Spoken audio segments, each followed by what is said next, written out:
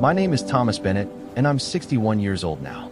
This story happened 3 years ago on what started as an ordinary Tuesday morning in November. But what happened next completely changed everything I thought I knew about success and happiness.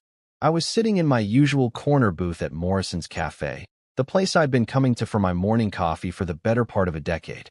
I'd built my consulting business from nothing, starting in my early 30s after years of working my way up through various corporations.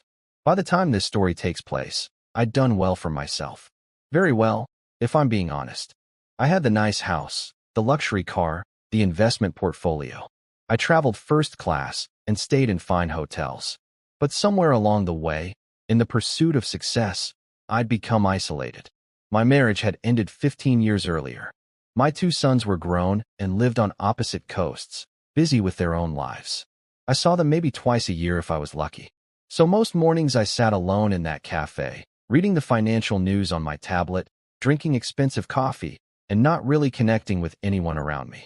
The staff knew my order by heart, but we rarely exchanged more than pleasantries. I'd become one of those people who exist in their own bubble, barely noticing the world spinning around them. That particular morning, rain was streaking down the windows, creating patterns against the gray November sky. The cafe had that warm, cozy feeling that made you grateful to be inside. I was reviewing some contracts for a client when I became aware of a small presence near my table. I looked up to find a little girl standing there, maybe 5 or 6 years old. She had blonde hair pulled into 2 braided pigtails with pink ribbons, and she wore a tan jacket over a red dress. Her pink sneakers had mud on them from the rain outside. But what caught my attention most was what she was holding. A stuffed rabbit that had seen better days. One of its ears was hanging by a thread, and stuffing was coming out of a seam along its side. "Mister," she said in a small voice, "can you fix my toy?" I glanced around, looking for a parent or guardian. At a table near the window, I spotted a woman who looked to be in her mid-30s, watching us with an expression that mixed hope and exhaustion. She gave me an apologetic look, but didn't call the child back. I turned my attention back to the little girl. "I'm not sure I'm the right person to ask," I said, trying to be gentle. "I don't really know much about fixing stuffed animals." Her blue eyes filled with tears, but she blinked them back bravely. "Please, mister, it was our last gift from Dad." Something in those words stopped me cold. The way she said was rather than is. The weight behind that simple sentence. And then she told me something that would haunt me for days. I set down my tablet and looked at her more carefully.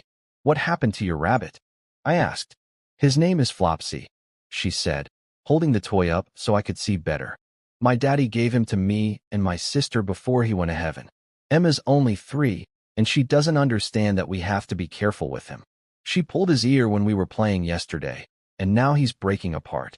She said it with such seriousness, such grown-up concern for her younger sister's understanding. This child had learned about loss too young, and it showed in every word. "What's your name?" I asked. "Lily," she said. "That's my mama over there. She's trying to find work. She has interviews all morning, and the lady at the office said we could wait here if we're quiet." I glanced again at the woman by the window. Now that I looked more closely, I could see she was dressed in what was probably her best outfit, though it had seen better days. She had a folder of papers in front of her and was making notes, checking her watch periodically. She looked tired in a way that went deeper than just lack of sleep. "Well, Lily," I said, surprising myself. "I can't fix Flopsy myself, but I might know someone who can. There's a seamstress shop 2 blocks from here. If your mother says it's okay, maybe we could take him there." Lily's face lit up with such pure hope that it actually hurt to look at. When was the last time I'd seen anyone look at me like that? When was the last time I'd offered to help someone without expecting anything in return? Lily ran back to her mother, and I could see them having a conversation. The woman looked over at me with understandable wariness. I was a stranger in an expensive suit offering to help her daughter. I understood her caution. But after a moment, she gathered her papers and came over to our table with Lily and another little girl who must have been Emma. "I'm Rebecca Carter," she said, extending her hand. "I'm sorry if Lily bothered you. She's been so worried about that rabbit." "No bother at all," I said, standing to shake her hand. "I'm Thomas Bennett. I was just telling Lily that there's a seamstress shop nearby that might be able to repair Flopsy. I'd be happy to take you there if you have time." Rebecca hesitated, glancing at her watch. I have a job interview in 40 minutes across town. I can't really afford to miss it. Then let me take Lily, I said, then quickly added when I saw her expression. Or you could come with us quickly, and I could give you a ride to your interview after. I have a car, and the seamstress is just around the corner. It was a bold offer, perhaps too bold, but something about this family had touched something in me that had been dormant for a long time. Rebecca studied my face, clearly weighing her options and her instincts. Why would you help us? She asked directly. You don't know us. It was a fair question. Honestly, I'm not entirely sure, I said. But your daughter asked me for help, and I think I can provide it. Sometimes that's reason enough. After another long moment, Rebecca nodded. Okay, but we all go together. The seamstress shop was run by an elderly woman named Mrs. Chun, who had been mending clothes in that neighborhood for 40 years. She took one look at Flopsy and then at Lily's anxious face and smiled warmly. This is a very special rabbit, Mrs. Chun said.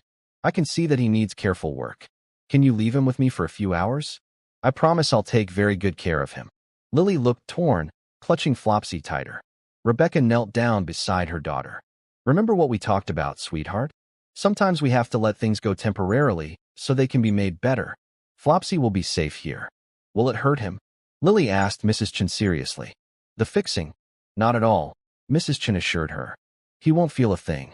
And when you come back, he'll be almost as good as new.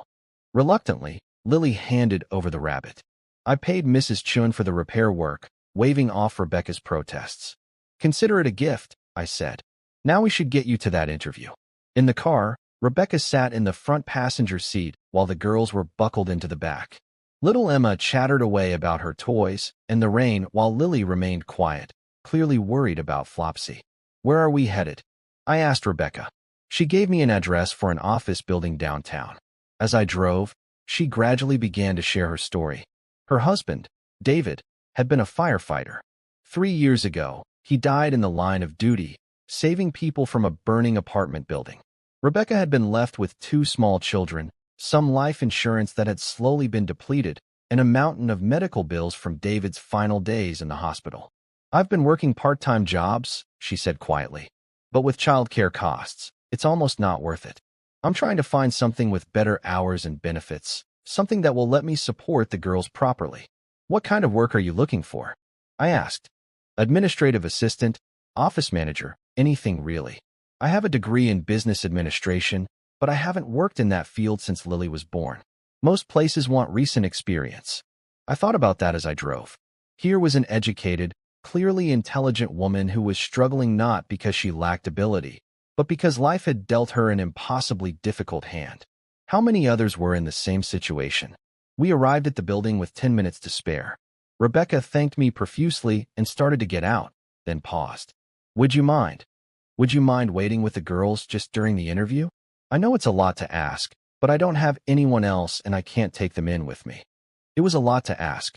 I had meetings scheduled, calls to return, but looking at her desperate, hopeful face, I found myself nodding. Of course. We'll be right here when you're done. For the next hour, I sat in my car with 2 little girls I'd met less than 2 hours ago. Emma fell asleep almost immediately, worn out from their early morning. But Lily stayed awake, looking out the window. Do you think Mama will get the job? She asked. I hope so, I said honestly.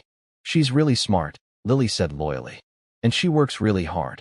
She stayed up all night practicing what she would say. I'm sure she'll do great, I told her. Do you have kids, mister? Lily asked.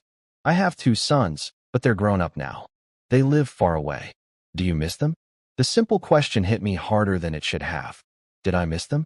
I saw them so rarely that missing them had become a constant dull ache I'd learned to ignore. Yes, I said.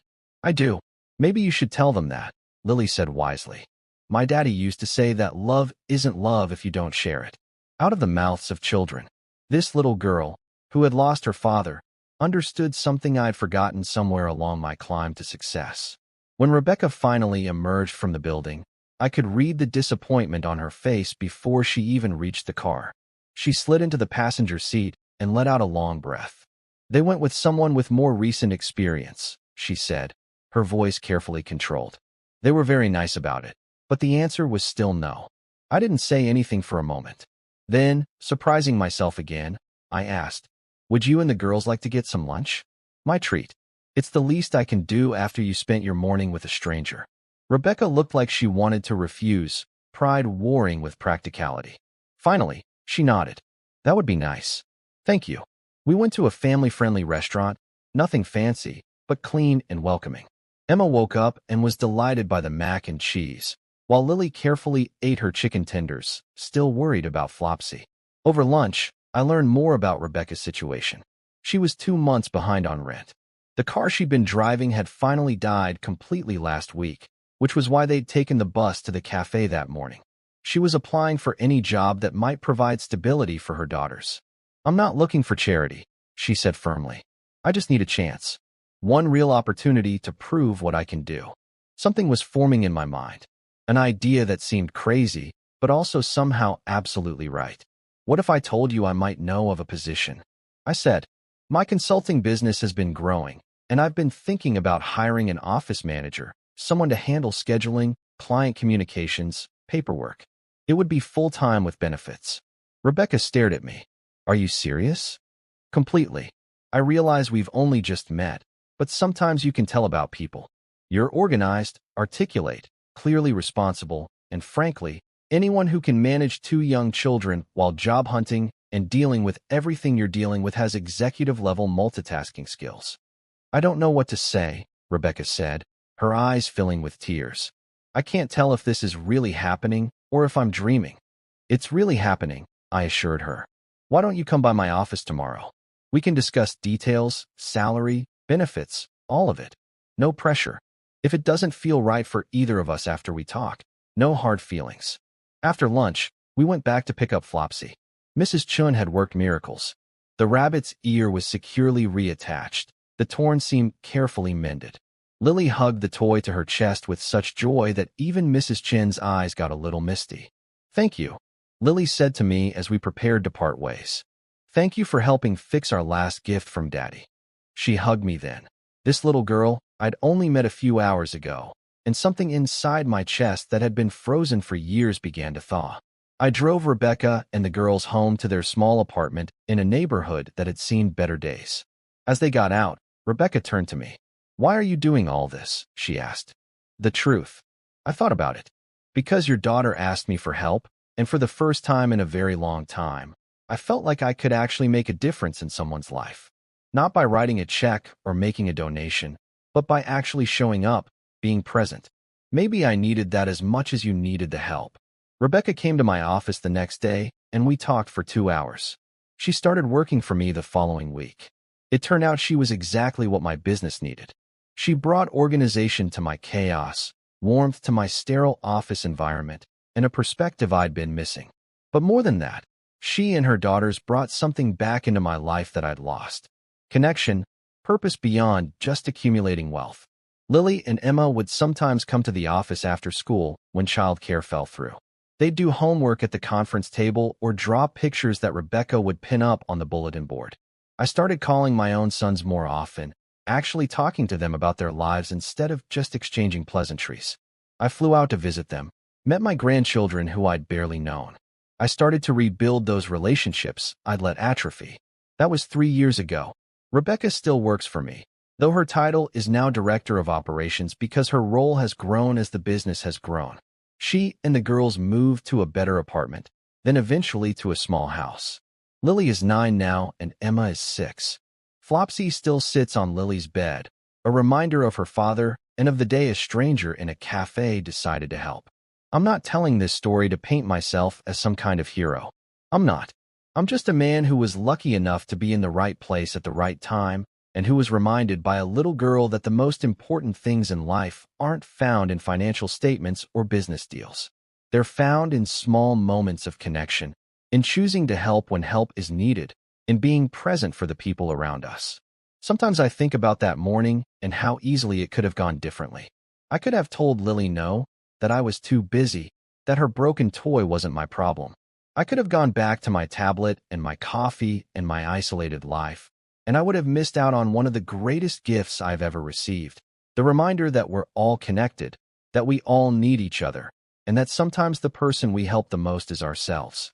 Lily's words that day changed everything. It was our last gift from Dad. She wasn't just asking me to fix a toy. She was asking me to help preserve a memory, to honor a love that continued even after loss.